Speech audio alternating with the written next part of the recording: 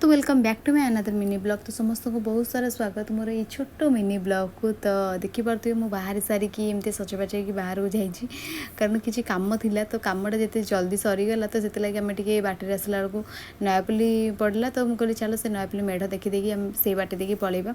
मुझे ठाकुर को भितर को भी जाइनी, माने बाहर ही कहली मुझे चलो ये गाड़ी रखीदिव, कहले बाहर मेढ़ देखीदेकी पलैबा, कारण मो छुआ को छाड़ी आसती जेहतु बहुत टाइम ही जाता।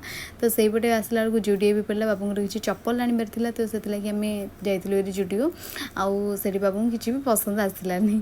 तो ये देखो केते सारा लिपस्टिक अच्छी, इच्छा हो तो सबूतक नहीं जावाई, तो सेमती तो किसी करहबनी।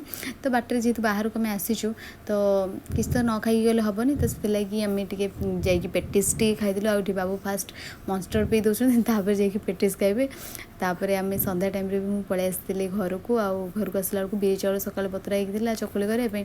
तो सहीटा को चकुली को ए करुँची, आ चटनी भी मुझे बनई सारी। तो मोर तो दिनटी आज एमती कटिला। तो देखा आउ गोटे नुआ रिफ्रेशिंग ब्लॉग रे रही। नमस्कार।